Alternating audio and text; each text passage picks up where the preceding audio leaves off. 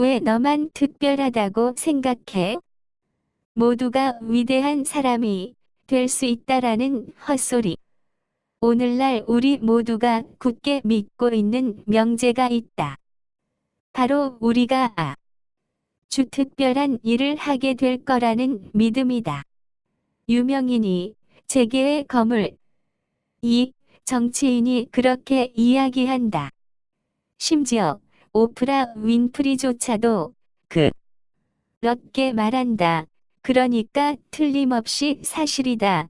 우리 하나하나가 모두 특별한 사람이며 우리 모두가 위대한 사람이 될 자격이 있다. 그런데 이 주장에 모순이 있다는 사실을 눈치챘는가? 따지고 보면 모두가 특별하다는 말은 아무도 특별하지 않다는 말이나 마찬가지다. 사람들은 자신에게 실제로 어떤 자격이 있고 없는지를 따져 보는 대신 저 주장을 덥석문비 더 많은 것을 바란다. 지금은 명균이 성공과 실패를 가늠하는 잣대 역할을 한다. 통계의 한가운데에 있는 상태가 우리 인생 최악의 상황이다. 특별함. 이 성공 기준인 사회에서는 중간보다는 차라리 밑바닥에 있는 게 낫다. 밑바닥에 있으면 적어도 특별 취급은 받으니까. 그래서 많은 사람이 이 전략을 택한다. 세상에서 가장 비참하고 가장 억압받고 가장 핍박받는 사람이 바로 나라고 모든 이에게 호소하는 것이다. 이처럼 많은 이들이 평범함을 바지들이기를 두려워한다. 그걸 받아들이면 뭔가를 성취하지도 앞으로 나아가지도 못해서 별 볼 일 없이 살게 될 거라고 믿기 때문 습. 하지만 이런 사고방식은 위험하다. 돈 보이고 대단한 산반이 같이 있다는 전체를 받아들이는 것은 자신을 비롯한 대부분의 인간이 가치 없는 쓰레기라는 결론 또한 받아들이는 것이나 마찬가지다. 이런 정신 상태는 자신은 물론 타인에게도 위험을 초래한다. 간혹 어떤 사람이 뭔가에 특별한 능력을 발휘하는 건 자신이 특출하다고 믿어서가 아니다. 오히려 이런 능력은 부족한 점을 보완하는데 집착할 때 나온다. 또 이러한 개선에 대한 집착은 자신이 전혀 대단하지 않다는 올바른 믿음에서 나온다. 즉, 한 분야에서 위대한 성취를 이룬 사람이 나는 아직 대단한 사람이 아니며 앞으로 더 나아질 수 있다고 생각하는 것 자체가 성공의 원동력이 된다는 것이다. 우리 모두가 특별하며 위대한 사람이 될 수 있다는 식의 말은 사실 허튼 소리에 지나지 않는다. 맛은 좋고 술술 넘어가지만 실제로는 영양가 하나 없어서 먹어봐야 감정의 헛바람만 크주드일 뿐이다. 개하는 정, 육체 건강에는 역시 채소다. 그렇다면 감정 건강을 위한 채소는 무엇일까? 바로 몸이 건조하고 일상적인 삶의 진리를 받아 것이다. 이를테면 이 넓은 세상을 고려하면 내 행동은 중요하지 않아 혹은 내 인생 대부분이 지루하고 평범하겠지. 그래도 괜찮아와 같은 자세 말이다. 물론 처음에는 이런 도무지 입에 맞지 않아 고개를 돌리게 될 것이다. 하지만 일단 삼키면 몸에 힘과 활력이 넘칠 것이다. 세상을 놀라게 있게 하는 차세대 거물이 되어야 한다는 압박감이 마침내 사라질 것이다. 매일같이 능력을 증명하려는 욕구 그리고 무력감으로 인한 스트레스와 불안감이 가실 것이다. 자신이 평범한 존재임을 이해하고 받아들이면 어떤 평가나 거창한 기대도 하지 않고 자유롭게 자신이 진정으로 바라는 것을 이루게 될 것이다. 또한 삶의 근본이 되는 경험을 깊이 음미하게 될 것이다. 다시 말해 소소한 우정을 나눈다거나 무언가를 창작한다거나 어려움에 처한 사람을 돕는다거나 좋은 책을 읽고 좋아하는 사람과 함께 웃는 일 등에서 즐거움을 찾게 될 것이다. 따분한 소리 같은가? 그건 이런 일들이 일상적이기 때문이다. 하지만 일상이 괜히 일상인가? 중요하니까 일상이다. 스티브 잡스가 될 거라는 망상에 빠진 벤처기업가? 한 남자에 대한 이야기를 할 텐데 이름은 지미라고 해두자. 지미는 항상 다양한 벤처 사업을 한다.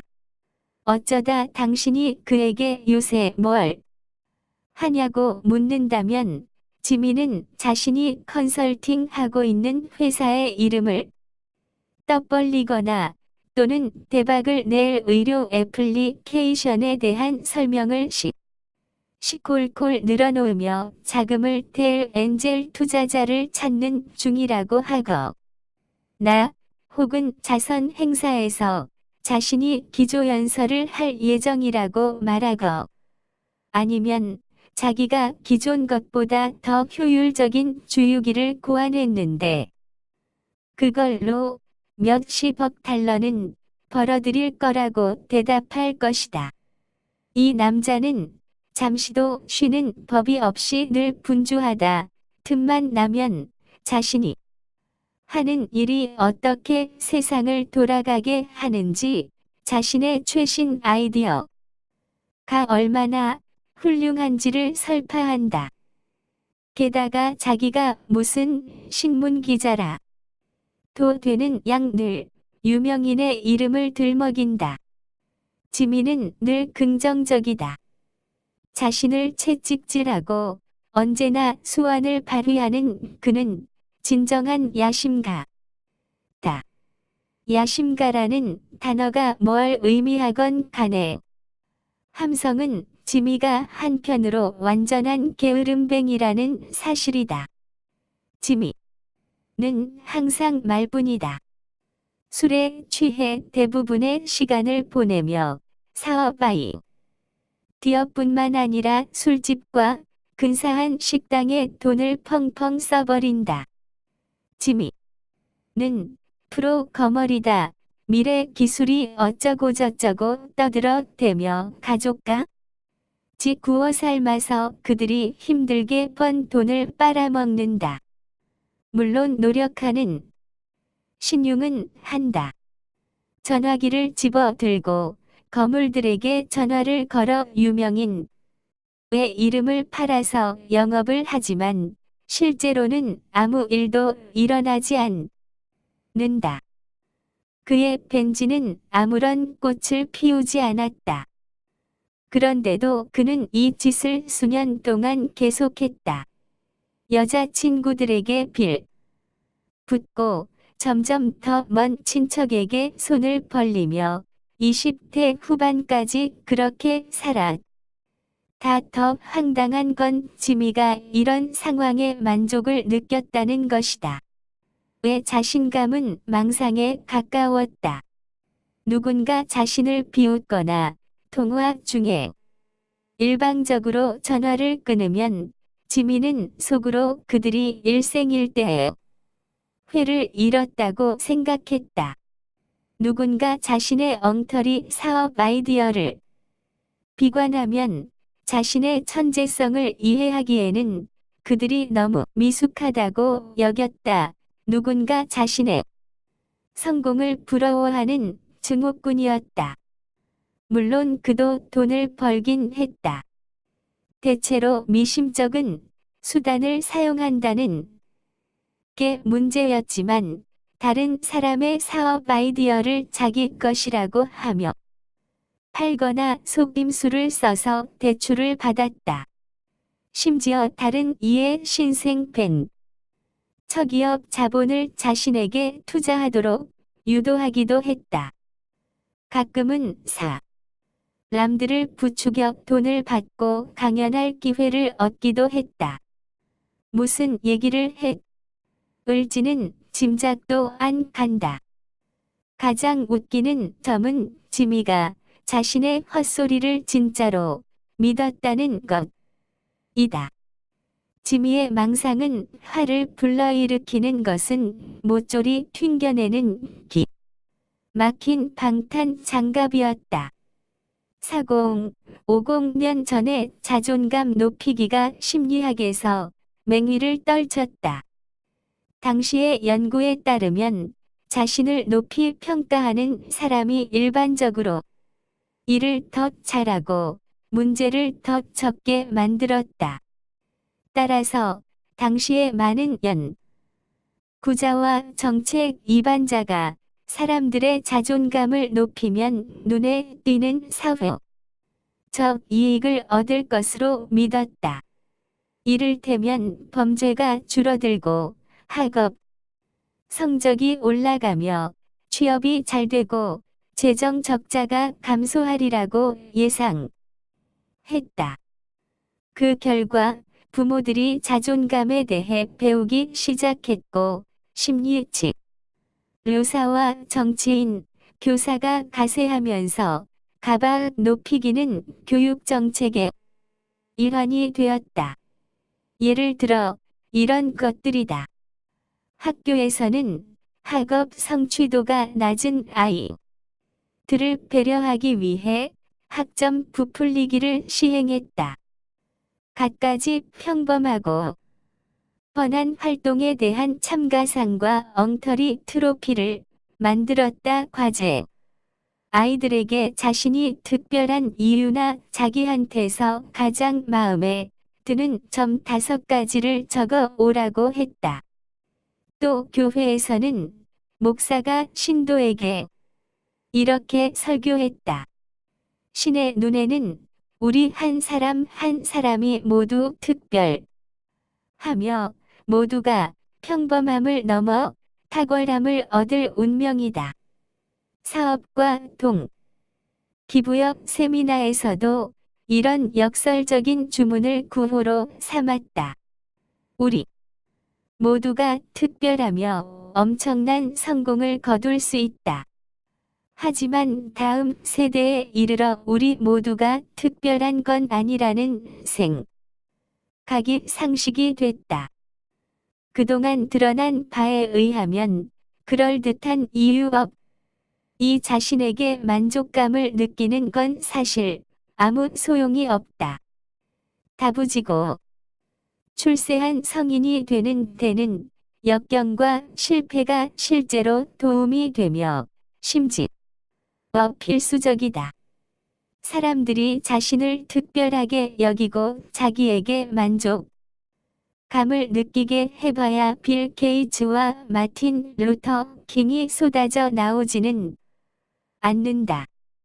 지미 같은 인간들이 쏟아져 나올 뿐이다. 지미는 망상에 빠진 벤처기업 창업자였다.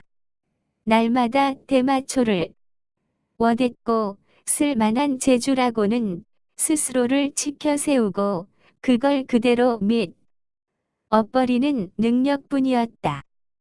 지미는 동업자에게 미숙하다며 언성을 높인 뒤 러시아 모델에게 잘 보이기 위해 미슐랭 3스타 레스토 가서 법인카드를 한도까지 쓰는 그런 남자였다. 더구나 고모, 삼촌 가리지 않고 돈을 빌린 탓에 더는 손을 벌릴 곳도 없었다. 그렇 지민은 자신감 있고 자존감 넘치는 사람이었지만 자기가 잘났는지 떡 벌리는 데 열중하느라 실제로 뭔가를 해야 한다는 실은 잊어버렸다. 자존감 캠페인의 문제는 사람들이 자신을 얼마나 긍정 느끼느냐로 자존감을 측정했다는 데 있다. 개인의 자아 존중감을 제대로 측정하려면 사람들이 자신의 부정적인 면을 어떻게 느끼느냐를 봐야 한다. 지미 같은 사람은 살 공일 무너져 내리는 순간에도 자기 삶의 99.9%가 훌륭하다고 느끼는데 어떻게 긍정적 느낌이 공적이고 행복한 삶을 평가하는 기준이 될 수 있겠는가? 지민은 특권이 있다고 믿는다. 말하자면 허세를 부릴 특권이라고 할까? 실제로는 자격이 없음에도 자기가 좋은 것을 누릴 자격이 있다고 느낀다. 실제로 일하지 않아도 스스로 부자가 될 수 있다고 믿는다. 누군가를 실제로 돕지 않아도 인기와 인맥을 얻어야 한다. 고 믿는다. 아무것도 희생하지 않아도 멋진 삶을 살게 될 거라고 믿는다. 지미 같은 사람은 자기 만족감에 과도하게 집착하다가 스스로를 망상 속에 빠뜨리고 만다. 사실은 별 볼 일 없으면서도 자기가 뭔가 대단할 일을 하고 있다고 믿어버리는 것이다. 가령 이들은 사람들의 비웃음을 살 때도 자신이 발표를 잘하고 있다고 믿는다. 처사업에서 한 번도 성공한 적이 없어도 자기를 성공한 벤처기업 가라고 믿는다. 스스로를 인생 상담사를 자처하며 사람들을 도울 테니 돈을 내놓으라고 한다. 살면서 그럴듯한 일이라고는 아무것도 한 게 없는 애송이가 말이다. 허세에 빠진 자들은 망상 수준의 자신감을 발산한다. 이런 자신감은 적어도 잠깐은 사람들을 유혹한다. 어떤 경우에는 이들의 망상에 가까운 자신감이 주변 사람에게 전염되어 다른 사람의 자신감까지 상승시키기도 한다. 지미가 야바위꾼이긴 하지만 그와 일이 때로 즐거웠다는 점은 나도 인정한다. 그와 함께하면 무적이 된 느낌이 들기 때문이다. 하지만 여기에 문제가 있는데 허세꾼들은 늘 자신한테 만족감을 느껴야만 한다. 주변 사람에게 폐를 끼치면서까지 말이다. 그리 대부분의 시간을 자신에 관해 생각하는 데 바치게 된다. 아무튼 신을 설득해 내 똥은 냄새가 안 난다고 믿으려면 엄청난 에너지와 노력이 든다. 특히 실제로 화장실 안에서 살아갈 때는 말이다. 일단 이런 사고방식이 확립되어 자화자찬하는 버릇이 들고 나면 이것을 깨기란 지극히 힘들다. 논리적인 설득은 통하지 않는 다. 이들은 논리적 설득을 그저 자신의 우월함에 대한 흔해에 빠진 위협일 뿐이라고 생각한다. 그것도 자신의 똑똑함, 재능, 외모, 성공을 참지 못하는 그저 그런 자들의 위협이라고 말이다. 허세꾼들은 일종의 자아도취 거품으로 자신을 감싸며 자신의 허세를 강화하기 위해서라면 무엇이든 왜곡한다. 이들은 일상에서 어떤 사건을 마주치건 그걸 자신의 위대함에 대한 긍성 아니면 협으로 양분한다. 좋은 일이 생기면 자기가 뭔가 놀라운 일을 해냈기 때문이다. 나쁜 일이 생기면 누군가 자기를 시기해서 콧대를 꺾어 놓으려 하기 때문이다. 자, 허세에 빠진 자는 무엇에도 휘둘리지 않는다. 이들은 망상 속에서 우월감을 충족하는 데 몰두한다. 이들은 허울뿐인 정신을 지키기 위해서라면 수단과 방법을 가리지 않는다. 그래서 때로는 주변 사람의 몸과 마음을 해치는 일도 마다치 않는다. 이것을 허세특권이라고 부른다. 허세특권이란 한마디로 자신에게 자격이 있다는 믿음에서 하는 모든 행동들을 말한다. 그것이 긍정적이든 부정적이든 간에 말이다. 하지만 이 전략은 실패할 수밖에 없다. 이것은 쾌락을 더해줄 뿐 행복을 낳지는 못한다.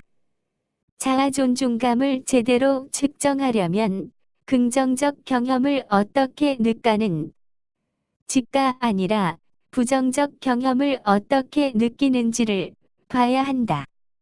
지미 같은 사람은 뭔가를 시도할 때마다 자신이 성공했다고 상상함으로써 문제를 외면한다.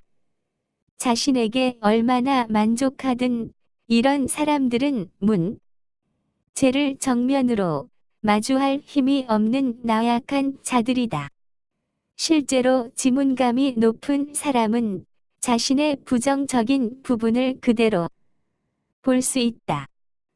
그래, 난 돈 문제에 무책임할 때가 있어. 그래, 난 내 성공을 과장할 때가 있어.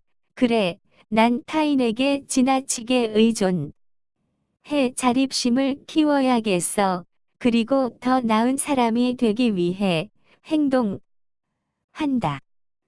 그러나 허세꾼들은 자신의 문제를 솔직히 인정할 수 없기 때문에 삶을 알차고 의미 있는 방향으로 바로잡지 못한다. 끝없이 쾌락을 좇고 부정을 차곡차곡 쌓아 올릴 뿐이다. 그러나 결국엔 현실이 들이닥쳐 근본적인 질문이 다시 한 번 그들을 일깨우고 말 것이다. 단지 그날이 언제냐, 그리고 얼마나 고통스러울 것이냐가 문제일 뿐이다. 최고 혹은 최악 1%가 되어야 한다는 강박증. 우리는 경이로움의 홈수 속에서 만다. 최고 중에 최고, 최악 중에 A고의 몸매, 제일 재미있는 농담, 가장 충격적인 뉴스, 최악의 테러 따위가 쉼 없이 밀려든다. 현대인의 삶은 극단적인 경험으로 가득하다. 대중매체가 사람이 이목을 끌어 돈이 되는 극단적인 것들을 내보내기 때문이다. 핵심이다. 하지만 사람들은 대체로 단조롭고 평범하게 살이. 다시 말해, 대다수의 사람들이 전혀 예외적이지 않은 적인 삶을 살아간다. 한 분야에서 특출하다 해도 다른 대부분의 야에서는 평균이거나 평균을 밑돌 것이다. 그럴 수밖에 없다. 한 분야에서 대단한 사람이 되려면 엄청난 시간과 에너지를 거기에 쏟아부어야 한다. 그런데 인간에게 허용된 시간과 에너지에는 한계가 있기 마련이다. 그러니 한 사람이 모든 분은커녕 여러 분야에서 특출하기조차 거의 불가능하다고 해도 과언이 아닐 것이다. 성공적인 사업가가 사생활은 개판인 경우가 흔하다.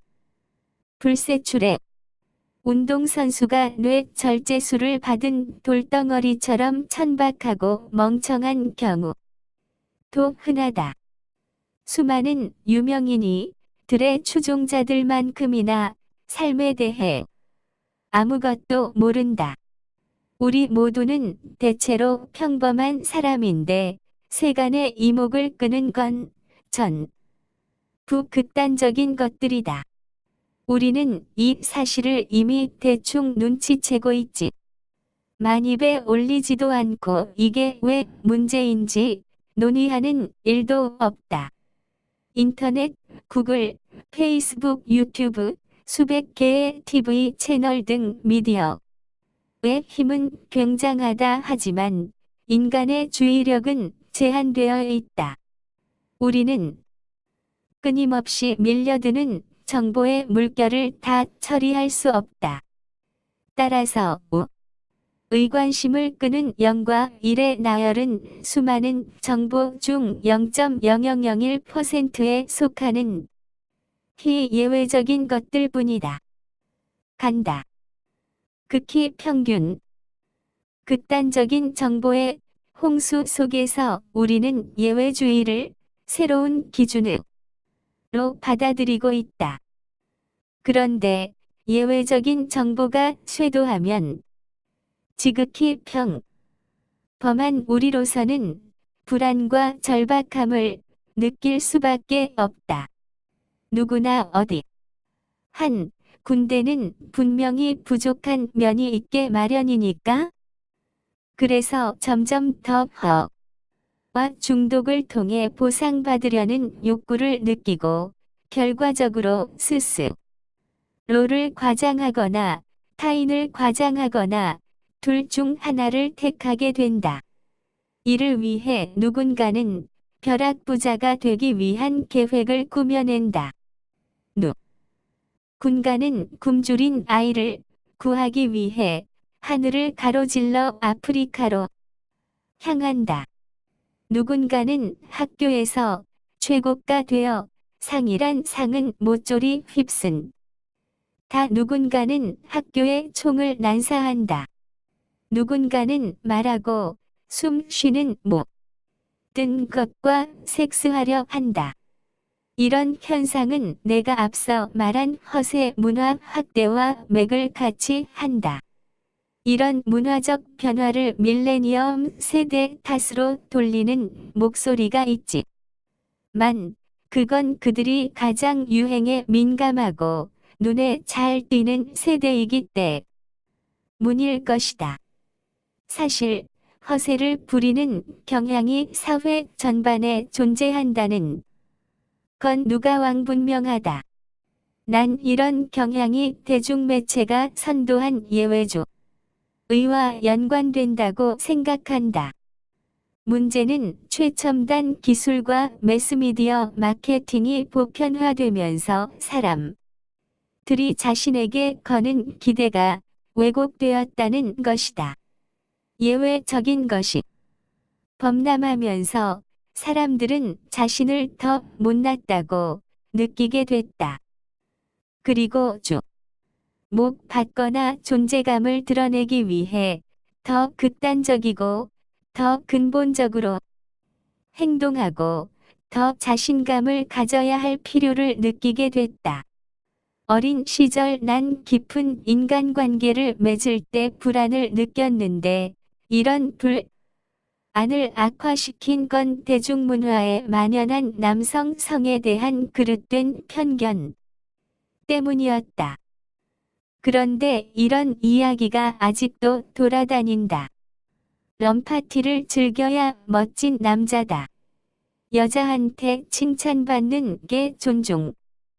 다 남자의 일생에서 가장 가치 있는 것은 섹스이니 얼굴을 깔고서라도 그걸 얻으라.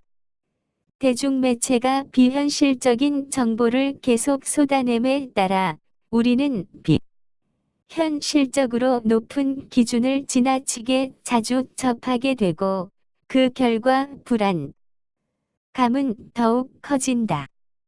또 해결할 수 없는 문제에 시달릴 뿐만 아니라 루저가 된 느낌까지 드는데 그도 그럴 것이 인터넷 검색을 잠깐만 해봐도 아무런 문제가 없어 보이는 사람들이 수천 명은 나오기 때문이다. 록스타즈. 모든 것이 산산이 부서진 인생 최악의 하루. 내 청소년기는 끔찍했다. 10대 시절 엘는 9개월 만에 친구, 인간관, 법적, 권리 그리고 가족을 전부 잃었다. 20대의 나를 상담했던 심리치료사는 이걸 역 같은 트라우마라고 표현했다.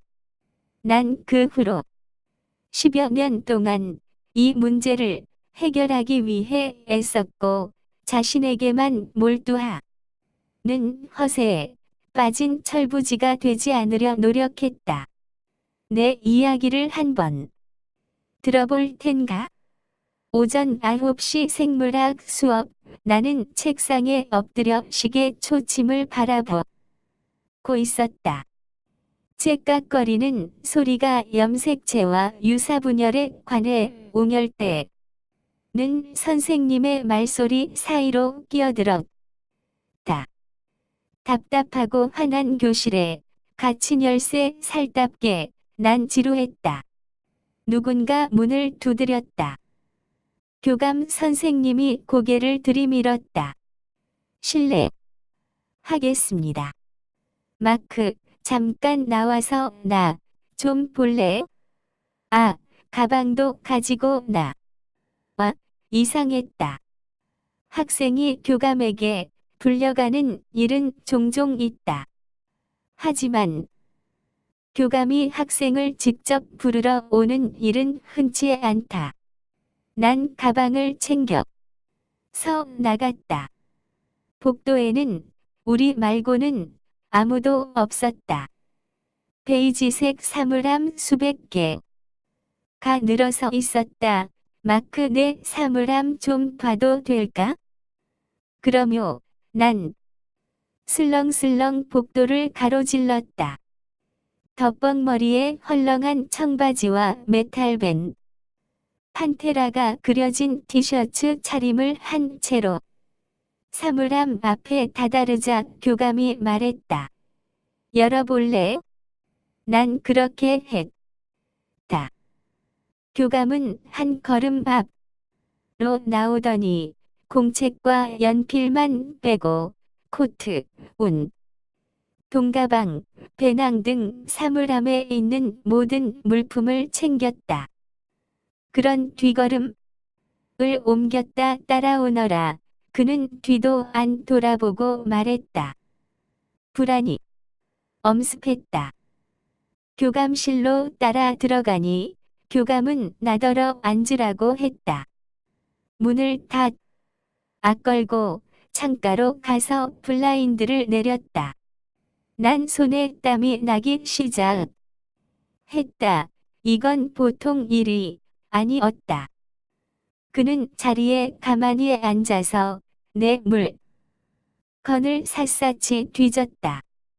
주머니를 살피고 지퍼를 열고 운동복을 던 다음 바닥에 내려놓았다.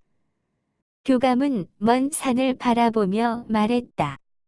마크, 내가 뭘 찾고 있는지 알지? 아니요. 내가 대답했다. 마약. 그 말에 머리칼이 주뼛 섰다. 마약이요? 난 말을 더듬었다.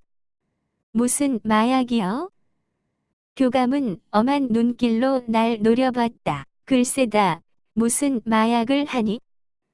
그리고 내 바인더를 열어 펜을 꽂아두는 주머니를 살펴봤다. 땀이 곰팡이처럼 손에서 팔로 그리고 목으로 퍼져나갔다. 피가 미리와 얼굴로 쏠려 관자놀이에서 맥박이 느껴졌다. 학교에 마약을 가져왔다는 혐의를 처음 받게 된 열쇠 살답게 난 도망가서 숨고 싶었다. 무슨 소리를 하시는 거죠? 난 이의를 제기했지만 목소리는 어들어가는 듯했다. 이럴 때일수록 더 당당해야 한다는 생각이 들었다. 아니, 아닐지도 모른다. 겁을 먹어야 하는지도 모른다. 거짓. 말쟁이는 겁을 먹는 걸까? 당당한 걸까? 어느 쪽이든 난 반대로 행동하고 싶었다. 그러나 자신감이 점점 떨어졌다. 자신감 없는 내 목소리에 자신감이 떨어져서 더 자신감이 떨어졌다. 망할 지옥에 무한궤도 같으니라고. 일것도 한번 보자. 교감의 눈길이 주머니가 100개는 달린 듯한 배낭으로 향했다. 주머니마다 철부지 10대의 필수품이 들어있어. 다 컬러 펜, 오래전 수업 시간에 돌려본 쪽지, 케이스가 깨진 90년 대 초반 CD 말라버린 형광펜, 절반은 뜯긴 낡은 스케치북. 이 느리게 흘러가는 중학교 생활 동안 쌓인 먼지와 보풀과 쓰레기. 난 틀림없이 빛의 속도로 땀을 쏟아냈을 것이다. 시간이 연장 미칠 듯 고 확장된 듯했다. 오전 9시 2교시 생물학 수업에 시계로는 몇 초에 불과했던 시간이 지금은 태초에서 구석기 시대에 이르는 시간인 듯 느껴졌다. 난 매 순간 태어나고 죽었다. 존재하는 건 나와 교감. 그리고 물건을 꺼내고 또 꺼내도 바닥이 보이지 않는 나의 배낭뿐 이었다. 중석기 시대 어디쯤에서 교감이 배낭 수색을 끝냈다. 아무것도 나오지 않자 심사가 뒤틀린 듯했다. 배낭을 뒤집자 온갖 잡동사니 가 바닥으로 와르르 쏟아졌다. 이제 교감도 나처럼 진땀을 흘리고 있었다. 한 가지 다른 점이 있다면 나는 벌벌 떨었지만 교감은 화가 났다는 것이었다. 오늘은 마약을 안 가져왔군. 그렇지? 교감은 애써 무심한 척 했다. 네, 나도 그랬다. 내 물건들 중 도덕이나 법에 어긋나는 것은 없었다. 마약은커녕 교칙에 어긋나는 것조차도 없었다. 교감은 한숨을 내쉬더니 코트와 배낭마저 바닥에 던져버렸다. 그리고 몸을 숙여 나와 눈높이를 맞추었다. 마크 마지막 기회야.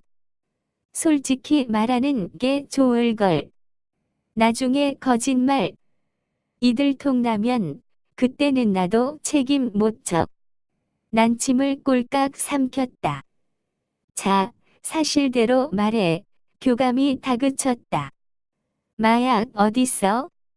난 솟구치는 눈물을 삼키며 그의 얼굴을 똑바로 바라봤다. 나겁 먹은 첨소년이 별 수 있겠는가. 부끄럽게도 정작 입에서 흘러 나온 건 애원하는 목소리였다. 없어요. 마약이 어디 있다고 그러세요. 저한테 왜 이러시는 예요. 말았다. 교감은 체념한 듯했다. 점 소지품 챙겨서 나가봐. 교감은 못내 아쉬운 듯 바람 빠진 풍선 같은 배낭의 마지막 눈을 던졌다. 마치 바닥에 널브러진 배낭이 약속을 저버리기라도 한 것처럼. 그러더니 될 대로 되라는 식으로 배낭을 한 발로 잘근잘근 밟기 시작했다. 최후의 시도였다. 난 그가 꺼져 주기를 간절히 기도했다. 그래야 이 악몽을 싹 잊고 내 삶을 되찾을 수 있을 테니까. 그런데 그때 교감의 발이 멈추었다. 이게 뭐지? 교감은 그걸 발로 톡톡 건드렸다. 뭐가요? 여기 아직 뭐가 있는데. 교감은 배낭을 집어 올려 바닥을 훌떡. 다 눈앞이 캄캄해지고 하늘이 무너지는 듯했다. 난 똑똑하고 싹싹한 아이였다. 하지만 한편으로는 꼴통이었다.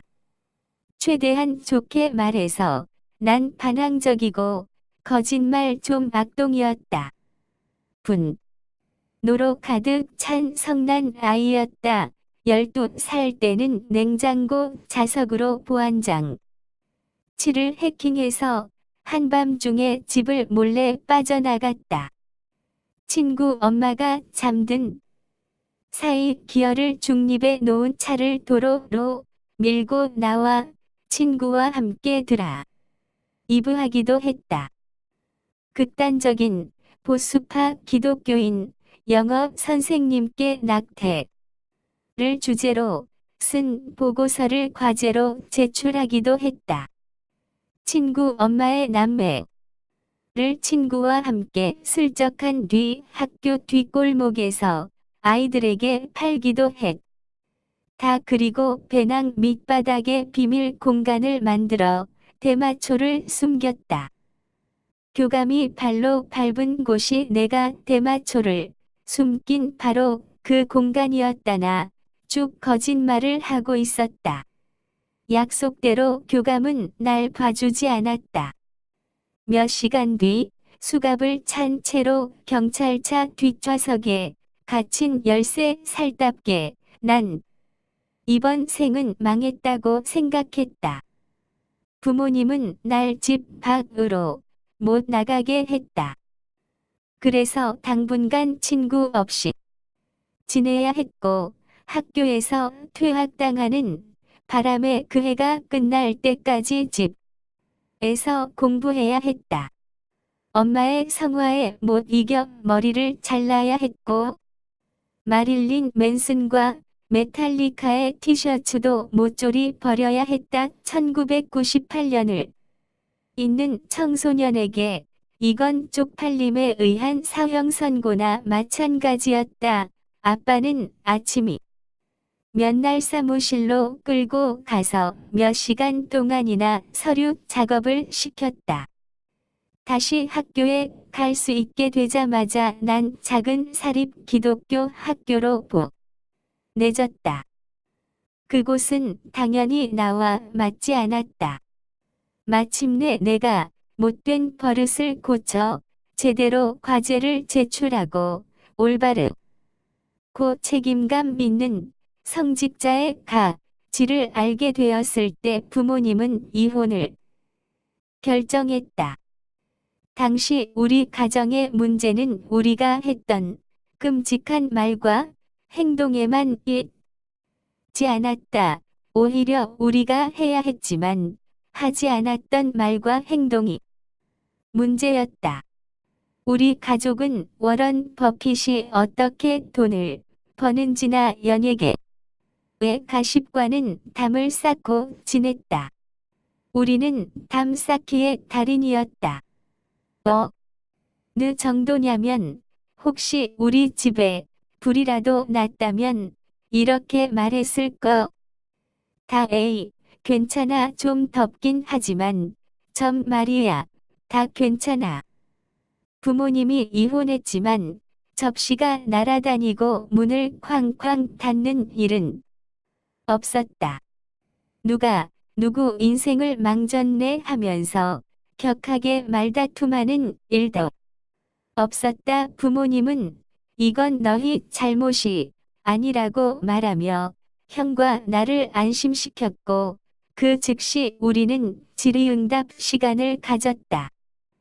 게 아니다. 정말로 우리는 새로운 생활 방식에 관해 세세히 고답했다.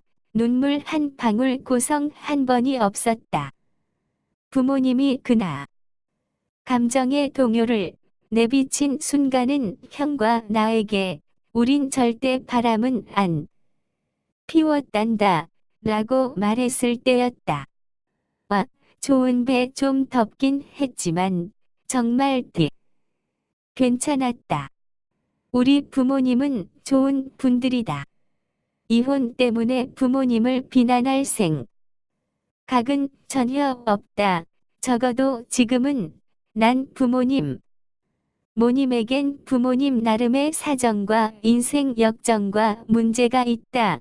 세상 모든 부모가 그렇듯이 그리고 다른 부모와 마찬가지로 우리 부모님도 최선을 다했음에도 자신들의 문제 가운데 일부를 나에게 전가하게 된 것이 있다.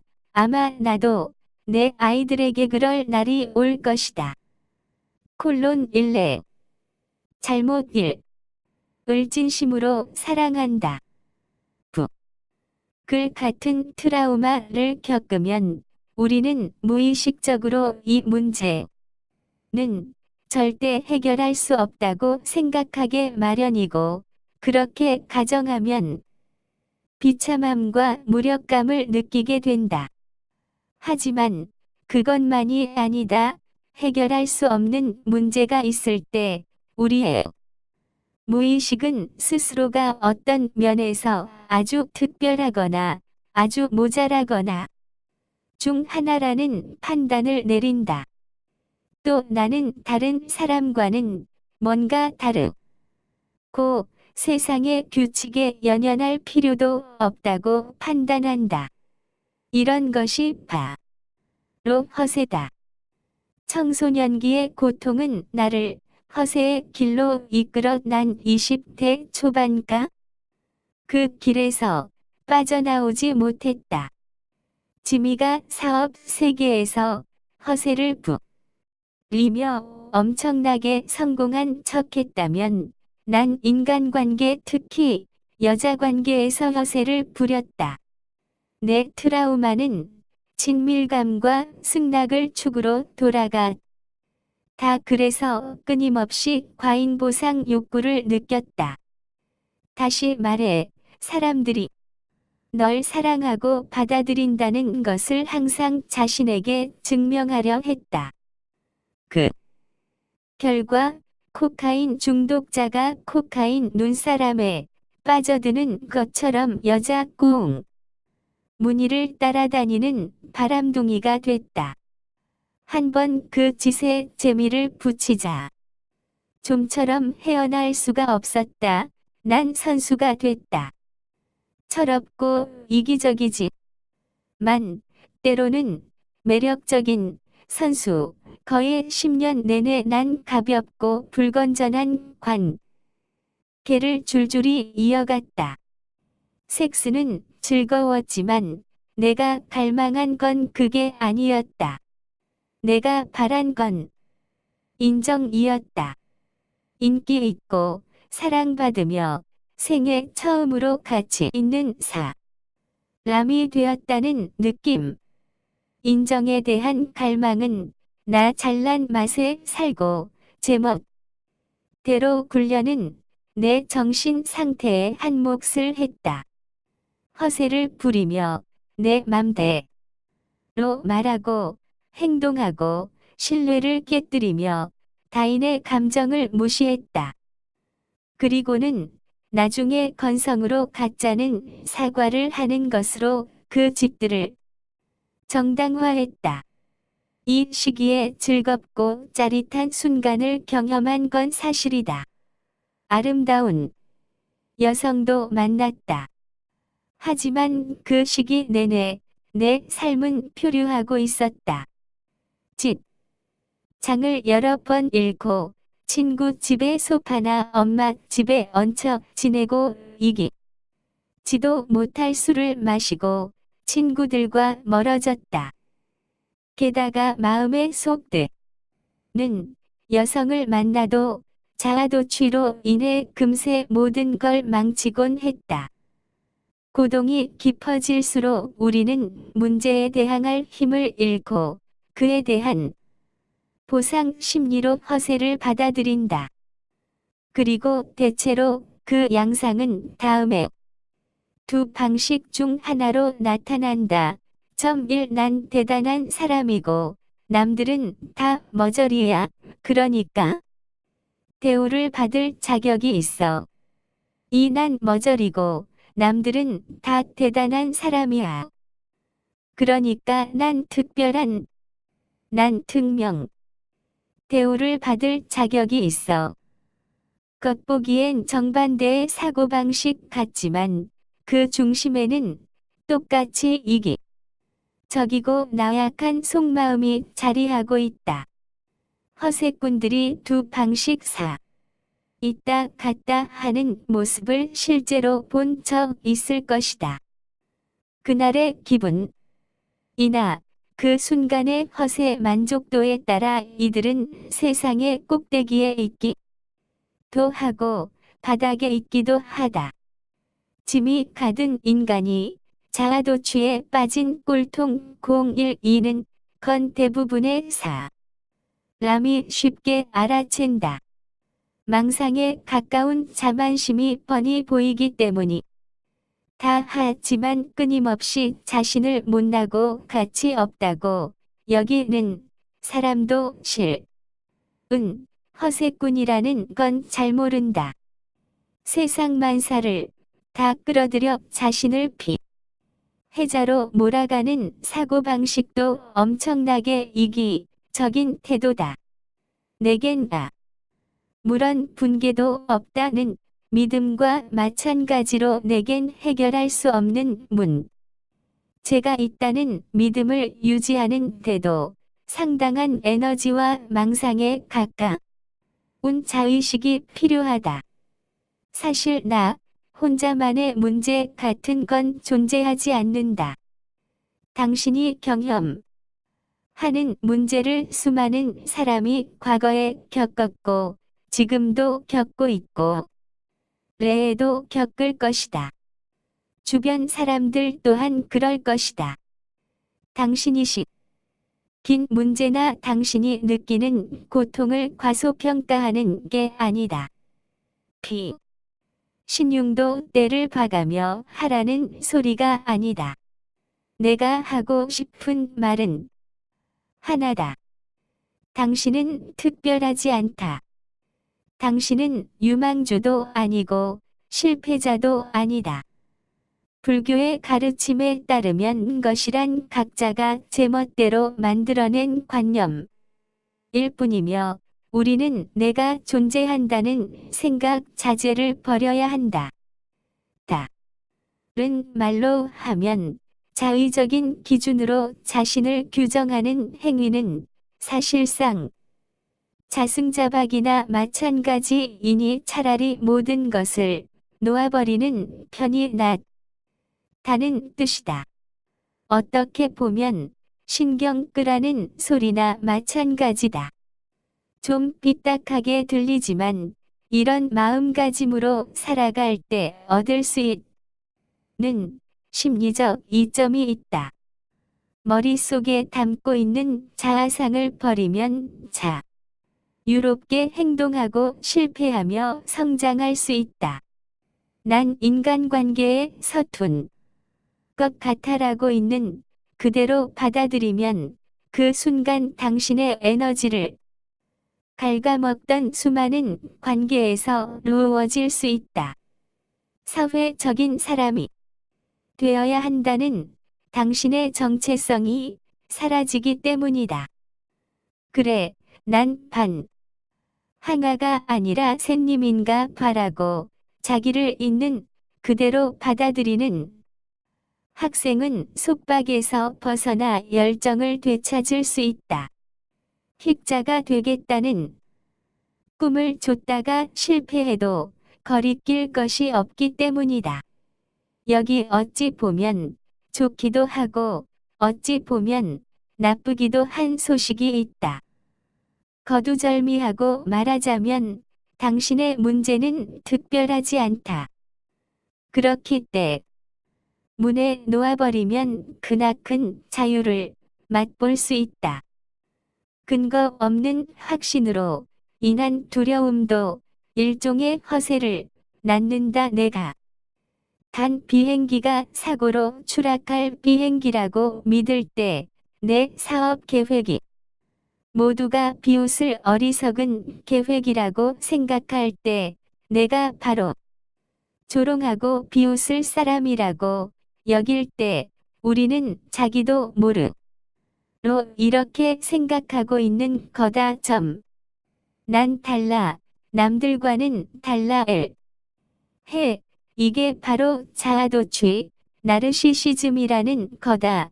그것도 형적인 여기에 빠진 사람들은 내 문제는 남다른 것. 쟤는 물리 세계의 법칙을 따르지 않는 유별난 것이라고 생각한다. 충고하건대 자신이 특별하다거나 남다르다는 생각을 버려라. 삶의 기준을 평범하고 일반적인 것으로 다시 정하라. 자신을 유망, 주나 제야의 천재로 보지 말라. 비참한 피해자나 형편없는 실패자 로도 여기지 말라. 그보다 훨씬 평범한 정체성인 학생, 배우자, 창작자와 같은 기준으로 자신을 평가하라. 자기의 정체성을 좁고 희귀한 것으로 규정할수록 더 많은 삶의 요소들이 위협적으로 보일 것이다. 그러므로 되도록 단순하고 상적인 방식으로 자신을 규정하라. 이렇게 살아가려면 거창한 자아상을 버려야 한다. 이를테면 나는 유별나게 똑똑하다거나 재능이 넘친다거나 엄청나게 매력 있다거나 상상을 초월할 만큼 괴롭게 산다는 생각을 버려야 한다. 내 덕에 세상이 돌아가고 있다거나 내가 세상에서 제일 불행하다. 아주 라고나 는 엉뚱한 믿음도 버려야 한다. 오랫동안 의존해 온 감정적 쾌애트 끊어야 한다. 이런 것들을 포기하면 약쟁이가 주사바늘을 버틸 처럼 금단 증상을 겪을 것이다. 하지만 그 대가로 새 사람이 될 것이다.